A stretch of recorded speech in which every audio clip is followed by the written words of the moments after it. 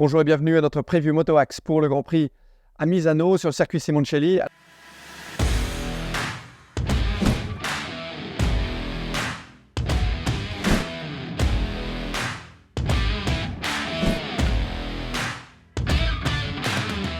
À Misano sur le circuit Simoncelli, alors un circuit qui est complètement différent par rapport à Barcelone, beaucoup plus étroit avec beaucoup de virages en première, deuxième, troisième vitesse, des accélérations fortes de vitesse de passage lente et donc un package aéro et de Ride Height Device très important pour l'efficacité sur ce circuit.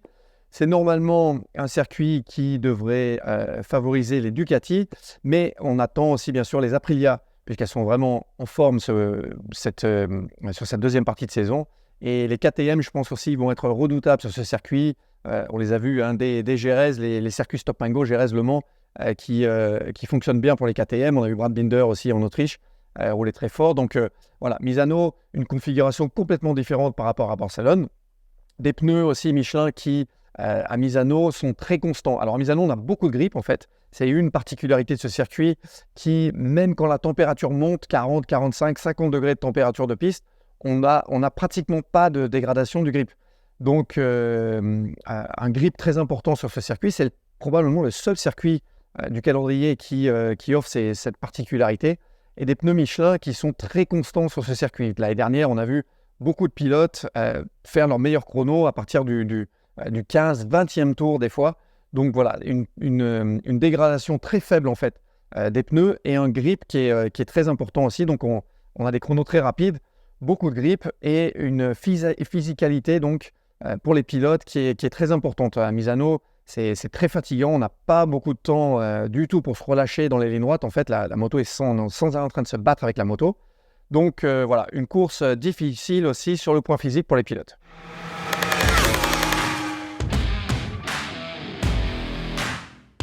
Côté package aéro, je pense qu'on va revoir tous les constructeurs avec le plus d'aéro possible, donc tous avec leur upgrade pour essayer de garder cette roue avant, voilà, garder le contact au sol et utiliser plus de puissance sur les accélérations. Donc du côté Yamaha, par exemple, on avait vu Morbidelli et Fabio utiliser donc le package aéro, leur upgrade de package aéro avec plus d'appui sur l'avant en Autriche. Fabio, lui, était revenu au package aéro plus light, plus standard à Barcelone à partir du warm-up et il l'utilisait pour la course aussi.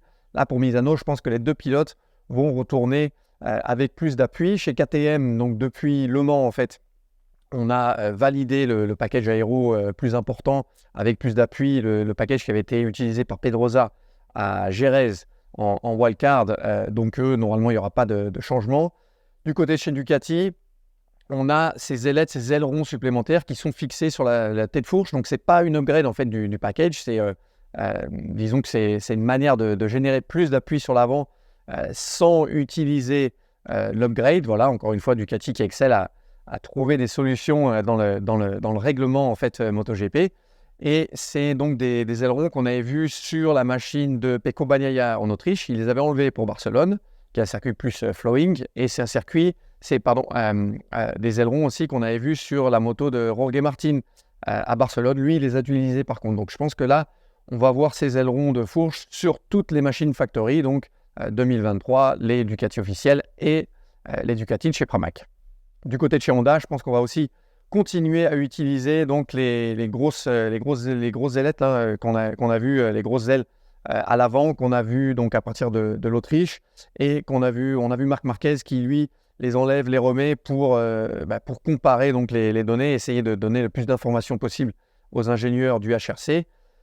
On l'a vu donc Marquez utiliser ce package à Barcelone, donc là aucune raison pour pas qu'il l'utilise à Misano. Pour moi, tous les pilotes factory vont utiliser donc cet appui aérodynamique supplémentaire, puisqu'à Misano, c'est vraiment, comme je le répète encore une fois, hyper important de garder cette roue avant, garder le contact au sol, et c'est très difficile donc avec la puissance des MotoGP.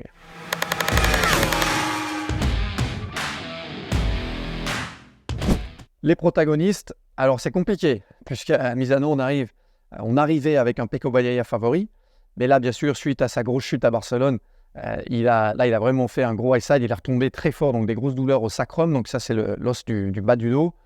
Il s'est fait rouler dessus par Binder un miracle hein, qui n'ait pas eu de fracture, mais enfin, Pecco Bagnaia, il va être quand même fatigué, il est quand même blessé suite à cette grosse chute de Barcelone. Donc, il y a un point d'interrogation sur sa forme physique. Donc, on va voir, je pense qu'il va participer à la course, mais il va être diminué. Et comme je l'ai dit, c'est un circuit qui est très physique. Donc, être sur la réserve donc, et pas être à 100% physiquement, c'est une grosse pénalité pour Misano. Donc, à voir comment Pecco Bagnaia va s'en sortir. Son coéquipier, lui, Bastianini, c'était le seul pilote qui lui avait donné du fil à retordre l'année dernière pendant la course. Et Bastianini, lui, par contre, il est complètement out. Fracture de malléole, fracture de la main, opération suite à son erreur donc, au freinage du premier virage de Barcelone quand il a fait son erreur. Et donc, il coupe Johan Zarco en deux et cause une grosse chute avec 5 ou 6 pilotes donc, qui sont allés à terre. Bastianini qui ne sera pas de retour avant, réalistiquement, ça sera l'Indonésie. Donc, il va rater Misano, il va rater l'Inde et il va rater Motegi. Donc, voilà. Donc, pas de Bastianini ce week-end sur sa Ducati. Du côté des autres pilotes, pour moi, le favori, c'est Maverick Viñales. Maverick Viñales qui, lui, va toujours très vite à Misano. Il a signé beaucoup de pole position. Et la Aprilia qui est en forme en ce moment, on l'a vu, grande forme à Assen, grande forme à Silverstone avec la victoire d'Espargaro, grande forme aussi en Autriche, même si ça n'a pas payé sur les résultats, c'était dû au mauvais départ. Et là, des bien meilleurs départs à Barcelone et les Aprilia qui ont dominé, qui a été la machine la plus forte à Barcelone. Donc pour moi, avec Viñales, c'est le favori et le premier pilote qui pourrait devenir le premier pilote à gagner avec 3 marques différentes, puisqu'il a gagné donc avec la Suzuki, il a gagné avec la Yamaha. Et ce week-end, je pense qu'il a de grandes chances de monter sur la plus haute marche du podium avec Aprilia.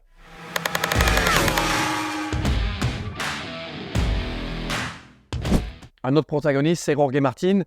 Jorge Martin, il est en grande forme. Il a les dents qui rayent le parquet. Il a un Pecco Bagnaia qui est sur la défensive avec cette chute, qui est un Pecco Bagnaia qui est diminué. L'écart réduit au championnat, donc à 50 points. Un podium pour Martin à Barcelone. Et Martin, c'est Misano, un circuit qui ne lui avait pas vraiment plu, qui ne lui avait pas réussi l'année dernière. Mais on a vu le même cas au Mugello. Mugello 2022, Martin n'était pas en grande forme, alors que là, cette année, il est monté sur le podium.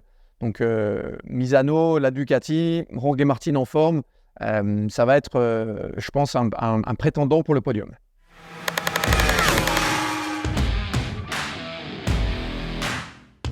Et enfin, les KTM. On a Dani Pedrosa en wildcard. On sait qu'il n'a pas musé le terrain quand il est venu à Jerez en wildcard. Il avait signé le meilleur chrono, par exemple, sur la course sprint.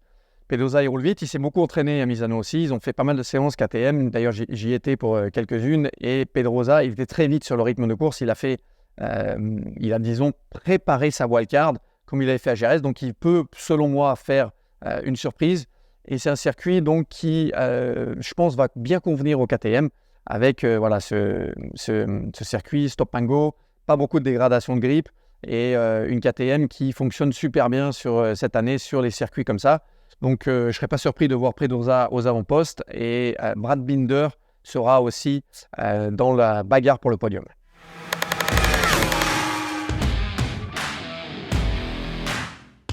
Enfin, un point à côté pneus. Alors, comme je l'ai dit, Michelin apporte des pneus à Misano qui sont très constants. Donc, on a une performance qui est hyper constante. Donc, une grosse différence par rapport à Barcelone, par exemple, où on a eu une grosse dégradation sur la fin de la course.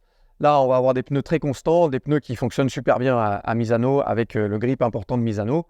La seule chose à surveiller, ce sera les pressions de pneus. Les pressions de pneus qui ont déjà fait une victime à Barcelone. Donc, Maverick Viñales qui était en dessous du seuil de 1,88 bar sur son pneu avant pour plus de 50% de la course du GP dimanche. Donc, il a écopé pour cette pénalité d'un avertissement.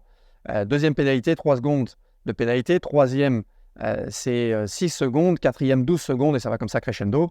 Donc, il va falloir faire attention et je pense qu'on va avoir beaucoup de pilotes à la limite et certains pilotes risquent de se faire surprendre puisque c'est difficile en fait de prévoir ces pressions de pneus. Si on est tout seul devant, Maverick Viñales, par exemple, à Barcelone, lui, il avait prévu, les ingés avaient prévu qu'il soit en fait dans la bagarre derrière Pecco Bagnaia, par exemple, pour la course. Ça n'a pas été le cas puisqu'il a fait la majorité des tours en course et donc son pneu se refroidissait plus que prévu et les pressions sont donc restées en dessous du seuil.